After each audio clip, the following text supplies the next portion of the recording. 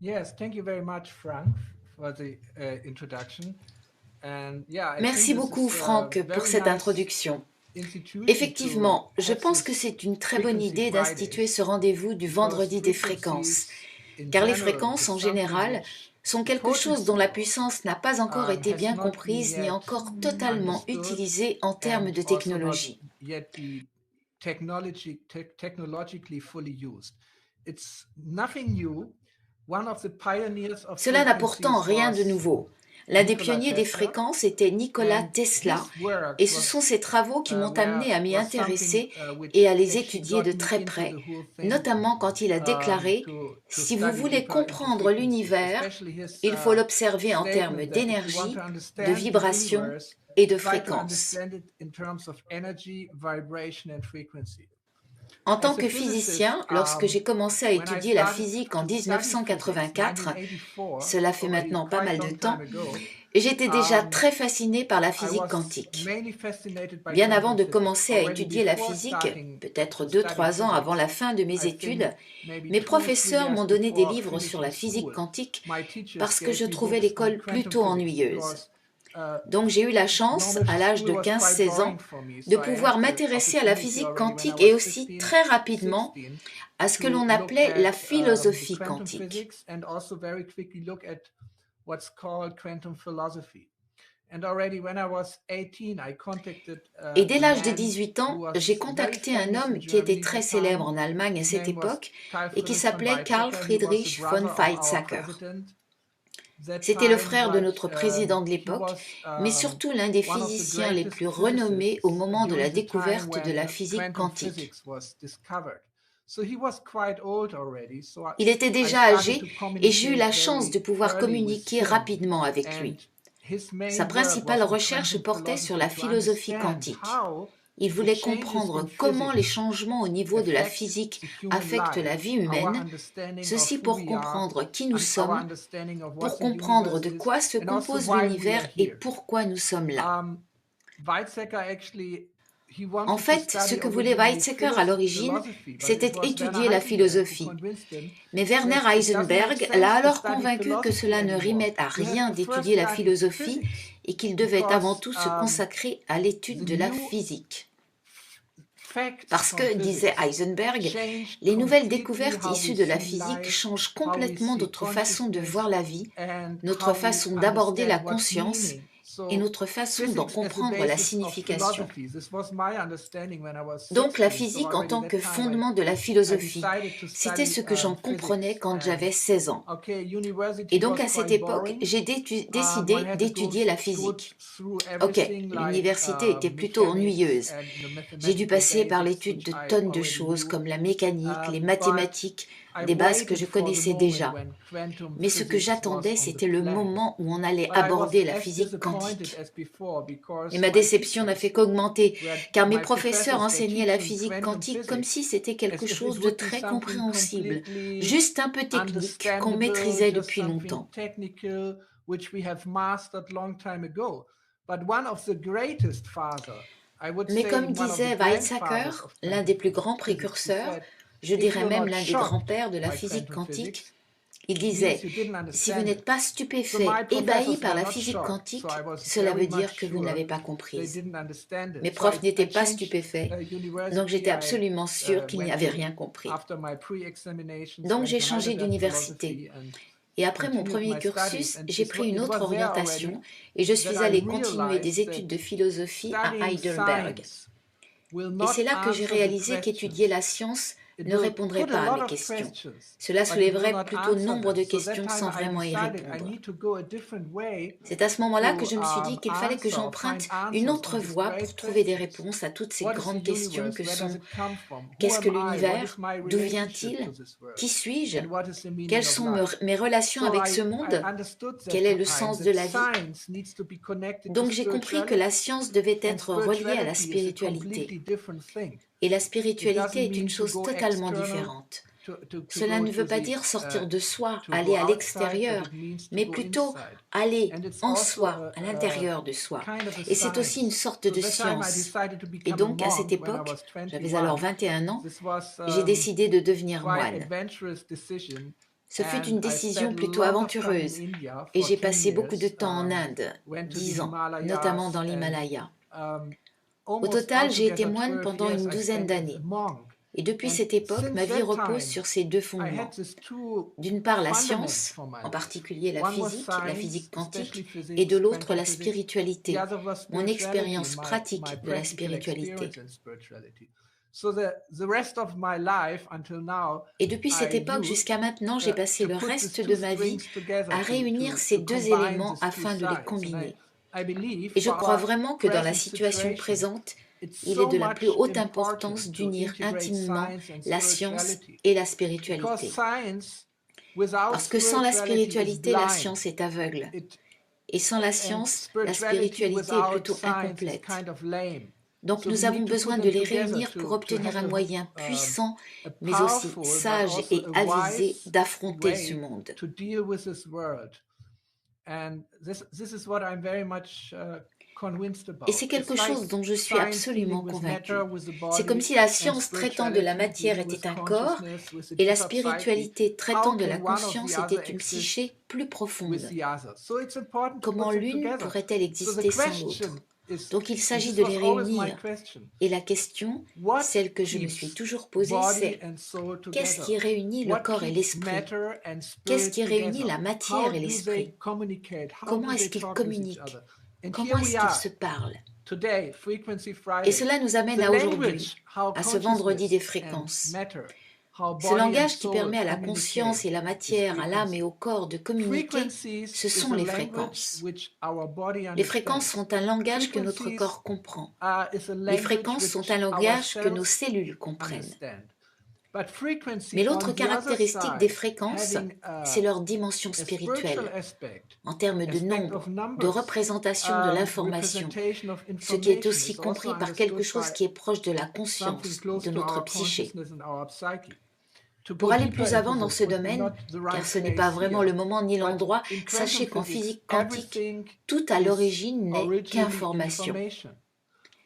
Mais cette information informe l'énergie, et la façon dont l'information informe l'énergie, c'est en délivrant l'énergie via des vibrations, et la qualité, de même que la quantité la plus significative de la vibration, c'est la fréquence.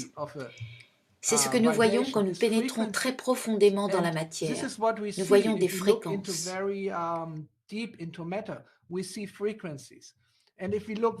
Lorsque nous regardons très loin dans l'univers, nous le faisons grâce aux fréquences.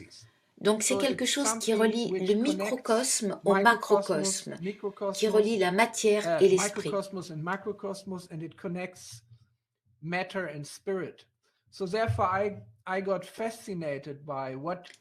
Voilà pourquoi j'ai été fascinée par ce que l'on peut faire avec les fréquences et comment l'on peut comprendre la matière en termes de fréquences, en particulier dans notre corps, et comment nous pouvons comprendre notre corps en termes de fréquences. Cela, c'était au milieu des années 90. Et après avoir été moine pendant trop longtemps, j'ai commencé à reprendre contact avec la société en me posant cette question. Comment pourrais-je contribuer? Comment utiliser la connaissance que j'ai acquise au travers de mes études scientifiques à l'université grâce à Weizsäcker et d'autres, et de ce que j'ai appris de mes maîtres spirituels rencontrés à la fois en Inde et aussi en Europe?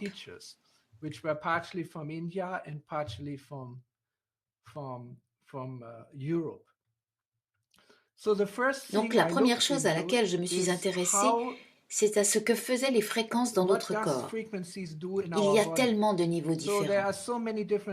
En fait, tous les organes, les yeux, les oreilles, notre système neuronal, tous communiquent sur la base de fréquences. Donc il existe une large gamme de fréquences. J'ai écrit mon premier livre sur l'importance des fréquences pour la vie en 1997. Il s'intitulait « Les champs de la vie ». À cette époque, j'avais déjà une assez bonne compréhension de l'importance des fréquences et de la façon dont on peut également les utiliser pour guérir d'une autre façon. Mais il manquait quelque chose de très important. Et comme toujours dans ma vie, les choses importantes, les impulsions créatives me sont venues au travers de rencontres avec des gens. Ce fut une rencontre très importante, une personne que j'ai rencontrée en 1998. Cette personne était un physicien qui avait étudié la physique avec Werner Heisenberg en personne. Heisenberg était l'un des pères fondateurs et inventeurs de la physique quantique. Il vous faut savoir que le principe d'incertitude d'Heisenberg est un principe très important en physique quantique.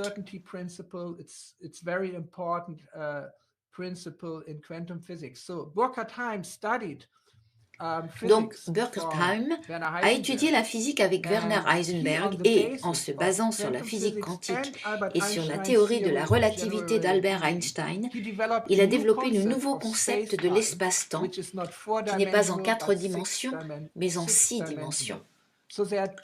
Il y a donc 2 dimensions de plus par rapport aux 4 dimensions de l'espace-temps d'Einstein.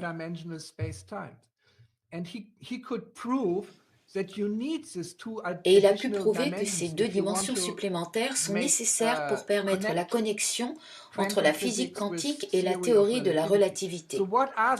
Et quelles sont ces 2 dimensions en plus des 4 de l'espace-temps? Nous les appelons le champ d'information. Ce que signifie champ d'information, c'est que derrière ce monde visible, il existe un champ invisible situé en dessous du niveau quantique et qui en fait organise tout ce qui est visible à nos yeux, ce que l'on peut voir, qui organise cette évolution, qui organise les fonctions au sein de notre corps et qui renferme le schéma de ce que nous sommes. Bien sûr, ce schéma, ce plan de ce que nous sommes, représente foncièrement le schéma de notre corps en bonne santé. Il est là, présent. Il se développe en permanence et au travers du processus quantique, notre corps est sans cesse en connexion avec ce champ profond de la vie. C'est la raison pour laquelle j'ai intitulé le premier livre que j'ai écrit en 1997, Le champ de la vie. La matière de la vie est très importante, mais derrière la matière de la vie, il y a le champ de la vie qui est constitué d'un niveau de pure information.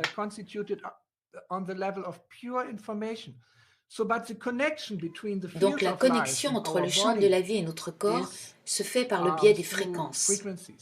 Des fréquences qui se manifestent au niveau électromagnétique. Les fréquences traduisent l'information à la matière. C'est tellement important.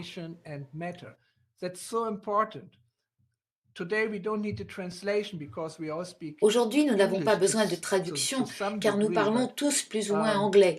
Mais pour ce webinaire européen qui réunit de nombreuses nationalités, nous avons besoin au moins de traduction de l'allemand vers l'anglais. Donc, entre 2 systèmes, il est nécessaire d'avoir une traduction. Et donc, les fréquences font la traduction entre l'information et la matière. Les fréquences sont un langage.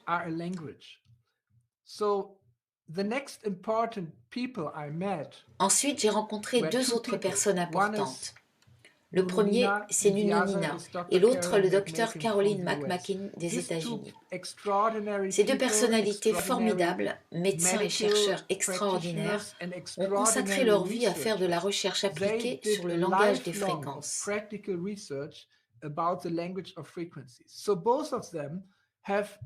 Ils ont tous 2 constitué de grandes bibliothèques, de grandes banques de données consacrées aux effets des fréquences sur le corps et aux effets des fréquences au niveau de la conscience. Plus de 144 000 fréquences trouvées par le docteur Nuno Nina et aussi plus de 80 000 combinaisons de fréquences découvertes par le docteur Caroline McMakin. Donc, dans les ILI, nous avons d'abord inclus les 144 000 fréquences du docteur Nuno Nina, dont on pourrait dire qu'elles représentent la banque de données à partir de laquelle on transfère des fréquences d'un côté à l'autre. Mais bien sûr, il ne s'agit pas d'une équivalence de 1 pour 1. Cela ne veut pas dire que vous avez le rein avec sa fréquence ou le foie avec une autre fréquence, ou qu'il n'existe qu'une seule fréquence pour chaque objectif que vous voulez atteindre. Comme toujours dans la nature, il y a un spectre de fréquences.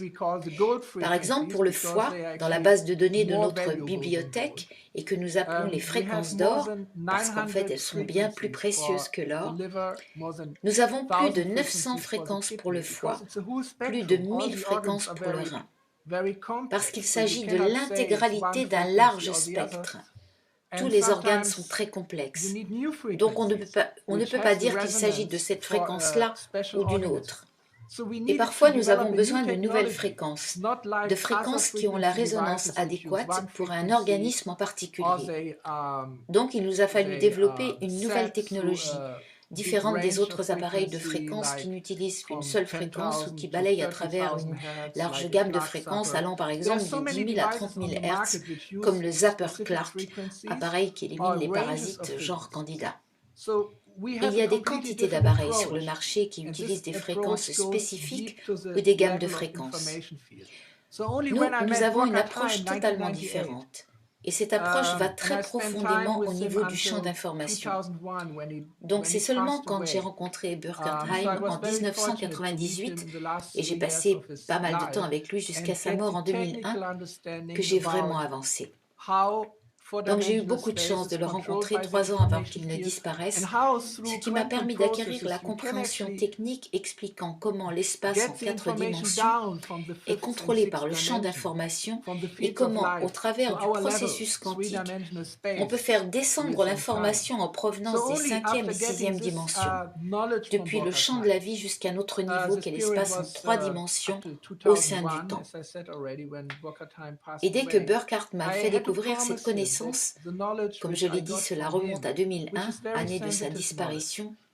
J'ai dû lui promettre que la connaissance qu'il m'avait transmise, et qui est une connaissance très sensible, j'ai dû lui promettre que je ne l'utiliserais que pour faire du bien à un maximum de gens. C'était de la plus haute importance pour lui, parce qu'il avait un sens très élevé de la responsabilité d'un scientifique.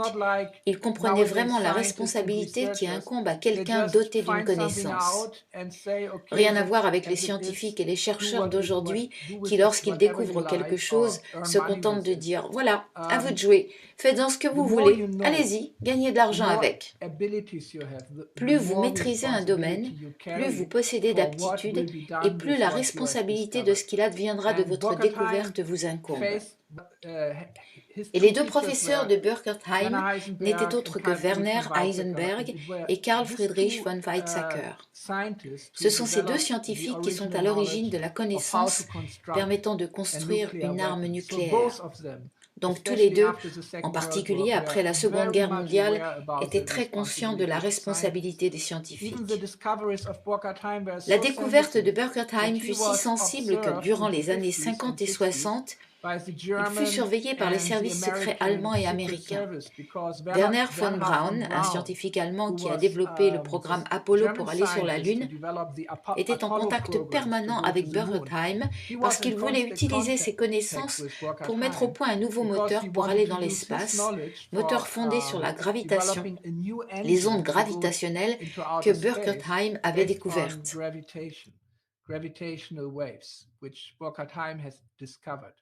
So I learned all these things, but then 2001 I started to Donc j'ai appris toutes ces choses.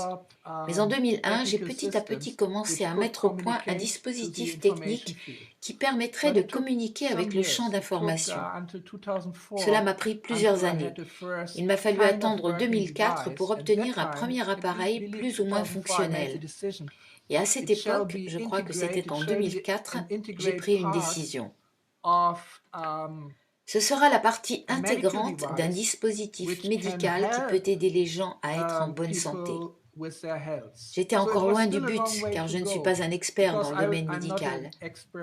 Mais j'ai rapidement rencontré une autre personne, une dame déjà âgée à cette époque, qui avait consacré une grande partie de sa vie à aider, qui possédait une très longue expérience en matière de soins en tant que thérapeute.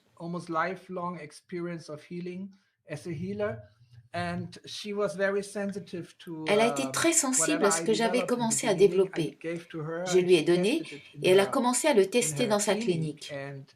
Et au bout d'un moment, elle m'a rejoint et nous avons continué à le développer ensemble. Donc j'ai toujours rencontré les bonnes personnes.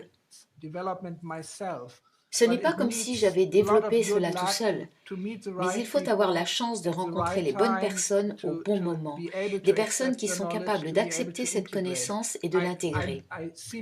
Il me semble avoir un bon esprit de synthèse, un raisonnement qui parvient à bien connecter les choses entre elles. C'est ça qui est important.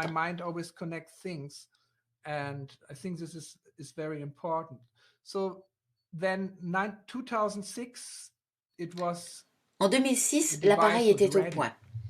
Je me souviens, je me trouvais, comment ça s'appelle, sur la Nordsee en Allemagne. Il ne s'agit pas d'un océan, mais d'une mer, la mer du Nord. Je me trouvais sur une île durant des vacances d'été avec ma famille. Je regardais les vagues et j'avais à l'esprit cette question. Comment pourrait-on appeler cet appareil? Et soudain, j'ai eu la réponse. Une réponse que m'envoyait la mer. C'est ainsi qu'est né Time Waver, pour onduler au-delà du temps, pour communiquer par ondes via les fréquences au-delà du temps. Et le temps, c'est l'articulation entre la troisième dimension en bas et les cinquième et sixième dimensions au-dessus. Vous vous souvenez du modèle en 6 dimensions de Durkheim? Il y a 3 dimensions de l'espace, la 3D, la 4e est le temps, et ensuite il y a les 5e et 6e dimensions qui représentent le champ d'information. Le temps se situe entre notre monde et l'autre monde. Donc il nous faut traverser le temps. Traverser le temps est possible via quelque chose de très rapide en durée, comme les fréquences. Elles sont fugaces, elles sont très rapides en temps. Ce sont des éléments du temps, comme les photons. Les photons sont des faisceaux de fréquences qui se déplacent sans temps à travers l'univers. C'est quelque chose de très mystique. Comprendre le temps à travers la physique a toujours été un élément fascinant de l'analyse philosophique du temps. La physique quantique, quant à elle, s'adresse exclusivement à la compréhension du temps. Le Time Waver a été le premier appareil qui a rencontré beaucoup de succès, d'abord en Allemagne, puis en Europe et très vite dans le monde entier. Des milliers et des milliers de personnes, des médecins, des thérapeutes et des cliniques travaillent avec cet appareil qui est doté de la certification médicale européenne et qui est également enregistré comme appareil médical dans de nombreux autres endroits du monde à l'heure actuelle. Mais c'est un gros appareil. Il faut qu'il soit relié à un ordinateur pour fonctionner. Il est d'ailleurs de la taille d'un ordinateur portable et il faut être aussi bien formé pour l'utiliser. Ce sont surtout des professionnels qui l'utilisent. Mais le voyage n'était pas terminé. La prochaine personne très importante que j'ai rencontrée lors de ce voyage, c'était en 2010. 3 ans après que nous ayons commencé à distribuer le Time Waver. C'est un chercheur dont j'ai déjà mentionné le nom, qui est directeur de nombreuses cliniques et qui n'est autre que Nuno Nina de Lisbonne. Il travaillait déjà avec les fréquences depuis des années, mais il était confronté à un problème. Comment trouver les bonnes fréquences pour le patient? Il les cherchait de façon manuelle parce qu'il savait comment les détecter, il avait cette aptitude. Et il m'a contacté après qu'un célèbre thérapeute de Norvège lui ait parlé de moi en lui disant que nous avions développé un appareil qui pouvait lire à travers le champ d'information et décrypter les fréquences dont quelqu'un a besoin. Donc c'était l'association parfaite. Nous nous sommes rencontrés en septembre 2010. Je me suis rendue à Lisbonne parce qu'il fait très beau là-bas en septembre et que c'est au bord de l'océan Atlantique que j'aime y aller. Nous avons passé une semaine ensemble et au cours de cette semaine, nous avons pris les décisions les plus importantes de ma vie. Nous avons pris la décision de rassembler nos connaissances. Tout ce que j'avais développé en me fondant sur la physique quantique, le champ d'information et la technologie Time Waver, et ce que lui avait développé, tous les protocoles de thérapie qu'il avait testés avec plus de 40 000 patients. Des patients qui continuent de venir tous les jours dans sa clinique et qui ont des problèmes très sévères. Et ce moment-là a été une décision d'amitié. Nous n'avons pas du tout parlé affaires, et ce pendant 2 ans et demi. C'était une expérience inédite pour moi. C'était un échange totalement libre de toutes nos connaissances, et nous n'avons jamais pensé à établir un contrat, ni songé qu'à un moment donné, cela deviendrait une entreprise et qu'il nous faudrait parler d'argent. C'était purement idéaliste. Je me souviens qu'en 2012, quand l'appareil a été prêt, je voyais voyageais dans l'Himalaya à 4000 mètres d'altitude et j'ai reçu un coup de fil. Malheureusement, le mobile passe là-haut. Un coup de fil me disant « L'appareil est prêt et on peut le commercialiser, mais il nous faut un contrat avec les développeurs. » Nous n'avions jamais parlé de ça. Donc j'ai téléphoné à Nuno Nina et en 5 minutes, nous sommes tombés d'accord et nous n'en avons plus jamais reparlé. Et ça, c'est quelque chose que j'ai vraiment apprécié avec les personnes que j'ai rencontrées et qui ont contribué à tracer la voie vers ce que nous avons atteint aujourd'hui. Il s'agit de personnes très idéalistes qui se sont investies d'une grande mission. Pas seulement en ce qui concerne la technologie que j'ai développée ou la science qu'ils ont intégrée, mais comment elle peut bénéficier au monde. Donc en 2012, notre premier appareil à fréquence était prêt. L'appareil qui allait chercher les fréquences dans le champ d'information pour les appliquer directement aux patients via un micro-courant qui module le passage des fréquences. Mais déjà lors de notre première rencontre à Lisbonne, Nuno Nina et moi partagions la même idée et sommes arrivés à la conclusion que ce n'était que le début et qu'il nous fallait, sur la base de nos connaissances, mettre au point un petit dispositif que chacun peut porter sur soi et qui soit capable, via Internet, de se connecter à un cloud afin que nous puissions fournir aux gens de nouvelles fréquences, de nouveaux protocoles de fréquences et ce, où qu'ils se trouvent et de façon très rapide. Ce nouveau développement nous a encore pris 7 ans, notamment pour les spécifications médicales qui étaient très complexes, car il ne s'agit pas seulement de la certification du matériel informatique, mais de la connexion au smartphone, de la connexion du smartphone au cloud. Et il faut que le cloud soit certifié comme dispositif médical. C'est une chose dingue à faire. Cela nous a demandé plusieurs années, mais nous avons tous ensemble obtenu ces certifications. Et récemment, nous avons aussi obtenu l'autorisation de mise sur le marché de la FDA pour notre dispositif. La FDA est l'équivalent de l'ANSM, Agence nationale de sécurité du médicament aux États-Unis. L'appareil dont je parle est le plus petit des membres de notre famille, c'est le Healy. Déjà, le nom Healy est court, sympa.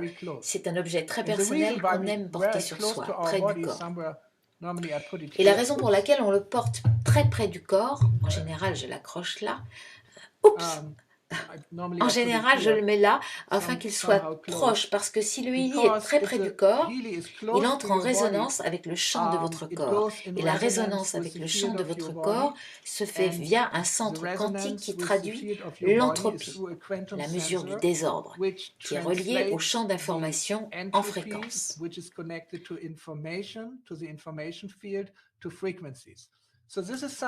Donc c'est quelque chose que l'on trouve au dos du Healy. Je sais que la plupart des gens qui regardent maintenant se trouvent aux États-Unis. Et aux États-Unis, vous n'avez pas encore le Healy. Vous l'aurez très bientôt. Et après la conférence, nous vous dirons très probablement quand vous pourrez commander votre Healy.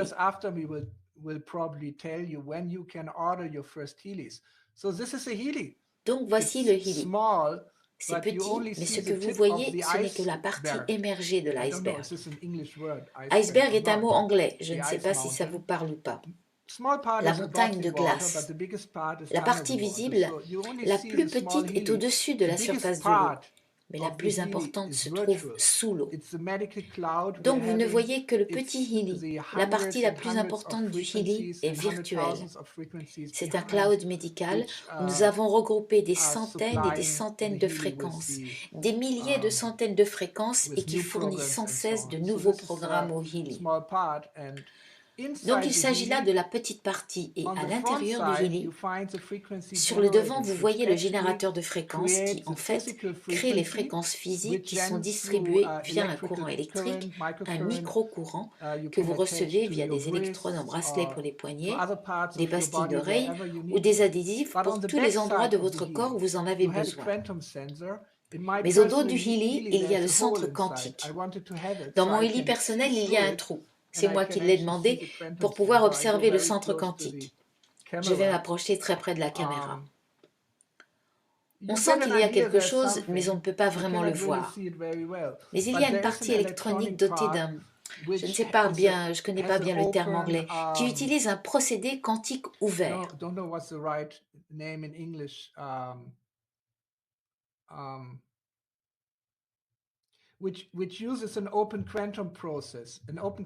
Un procédé quantique ouvert est un procédé où le résultat n'est pas soumis aux lois de la physique, mais qui se produit via une impulsion quantique créative.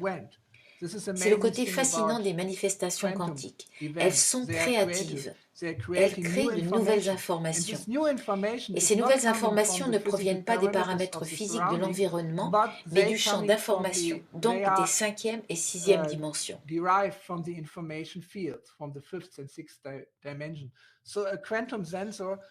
Donc le capteur quantique se connecte avec les 5e et 6e dimensions. Et nous ne pouvons qu'indirectement mesurer le diagnostic, entre guillemets, le résultat de l'entropie qui indique les fréquences distribuées, celles qui nous sont nécessaires à un instant T. Et c'est cela la puissance du Healy. Donc, quand vous téléchargez un programme dans le Healy via le smartphone, via une application qu'il suffit de télécharger, vous sélectionnez le programme que vous souhaitez utiliser. Par exemple, aux États-Unis, le Healy sera... Ah non, ce n'est pas le moment. Parlons plutôt de l'Europe.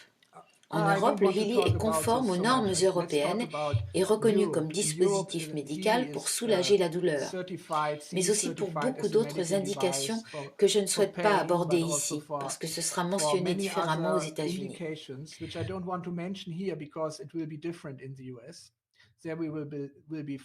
Nous nous focaliserons sur un dispositif médical destiné au soulagement de la douleur. Mais les fréquences peuvent faire beaucoup plus.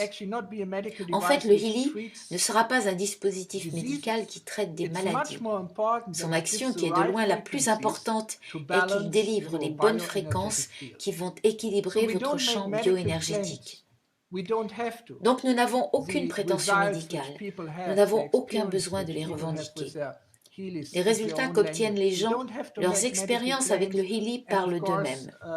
Nous n'avons pas besoin de faire des déclarations médicales et bien sûr, en dehors de l'autorisation que nous a délivrée la FDA, nous ne ferons aucune affirmation médicale.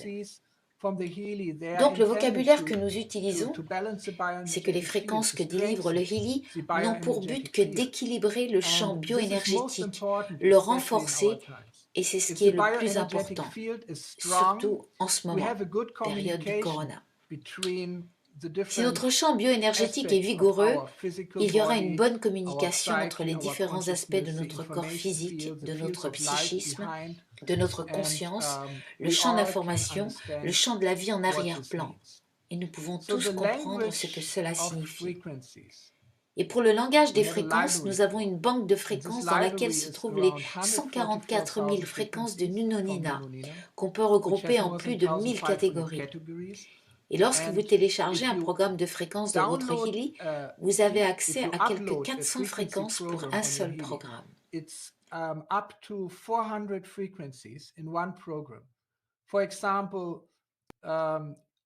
Par exemple, le Healy propose un programme qui s'appelle Équilibre et qui a pour but d'équilibrer le champ bioénergétique et le champ bioénergétique des organes de votre système. Pour atteindre cet objectif, il propose 400 fréquences. Mais lorsque vous faites une séance, lorsque vous lancez le Healy, il va procéder à une analyse et ne sélectionnera que les 3, 4, parfois 7 fréquences qui sont importantes pour vous à cet instant précis. Donc les fréquences seront toujours différentes d'une personne à l'autre et si vous-même vous refaites le même programme 2 semaines plus tard, les fréquences que vous recevrez seront à nouveau différentes. Il est donc impossible de toujours obtenir des fréquences identiques, fixes, pour une indication ou un état particulier. Car cet état doit toujours être analysé au moment où vous appliquez ce programme. C'est là la grande force du Healy. Pour le décrire autrement, il s'agit de la combinaison entre la technologie des fréquences qui propose 144 000 fréquences, les fréquences d'or, avec le capteur quantique qui connecte le Healy au champ d'information. Ces deux choses sont absolument uniques. Et si ensuite vous connectez le Healy au cloud, qui est un réseau global d'échange d'informations entre les thérapeutes et les gens à travers le monde, alors il s'agit de quelque chose qui peut apporter un véritable changement sur cette planète. Et c'est notre souhait, le but que nous poursuivons depuis plus de 15 ans.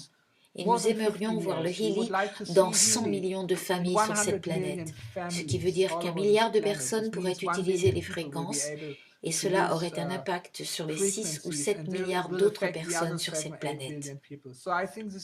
Je crois que c'est une grande vision et nous ne pourrons bien sûr la réaliser que si nous intégrons ce fabuleux marché que représentent les États-Unis. Donc je suis vraiment très emballée à l'idée que nous entamons la première étape. En fait, non, il ne s'agit pas de la première étape que nous avons franchie il y a 1 an. Nous entamons maintenant la dernière étape, ce qui vous permettra de pouvoir enfin commander votre Healy et en faire votre propre expérience.